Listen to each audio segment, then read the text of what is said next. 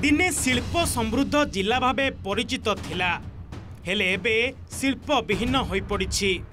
90 दशकर मध्य भागरे तत्कालीन मुख्यमंत्री जानकी वल्लभ पट्टनायक समय रे बालेश्वर शहर समेत जिलार विभिन्न ब्लॉक रे बहु क्षुद्र और मध्यम शिल्प प्रतिष्ठा होइतिला।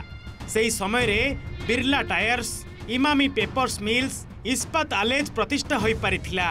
तेबे सेही सबु शिल्प संस्था मध्यरु एबे प्राय 70% रु ऊर्ध्व शिल्प रे ताला झुलुछि। एई जेमिति बालेश्वर शहर उपकंठ कोणेश्वरपुर शिल्पांचल इडको पक्षरु एठारे शताधिक शिल्प को जमी दिया जाइथिला। हेले आजी एई शिल्पांचलर अधिकांश कारखाना बंद पड़िछि।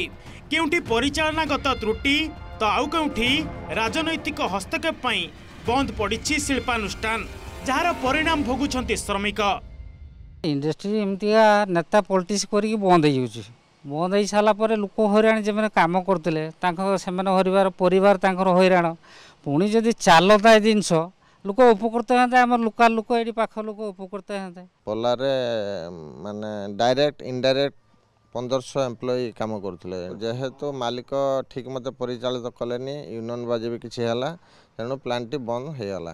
बंद हवा द्वारा किए कुआड़े गला तार पता नहीं, किए खाइबा को पाउनी, किए पिंधिबा को पाउनी, सब एमती गले, किए कलकत्ता, किए दिल्ली, किए मद्रास, सब दादन खटिया को बाहर चलीगले। बालेश्वर रे बहु छोट और मध्यम शिल्प बंद जोगु 40,000 रु ऊर्ध्व श्रमिक और कर्मचारी निजुक्ति हराई भोक उपास रे दिन काटुछंती। आउ केही रोजगार न पाई बाहर राज्य को दादन खटिबा को जाउछंती। तेबे एने आमे जिला शिल्प निर्देशकों प्रतिक्रिया नैथिलु। तांका कहबा कथा वर्तमान जिले में 12टी बड़ शिल्प, 10टी छोट शिल्प सह 3000 माइक्रो और क्षुद्र शिल्प अछि। 1000 रु अधिक शिल्प रे वर्तमान उत्पादन हेउछि। आउ जेउ शिल्प गुड़िक बंद होइछि ताहार कारण जानिबाकू पड़िबो। जदि सरकारी स्तर रे कोनोसी समस्या जोगु बंद होई थाए तेबे तार समाधान पई चेष्टा करिबो बोली कहिसंती जिला शिल्प निर्देशक।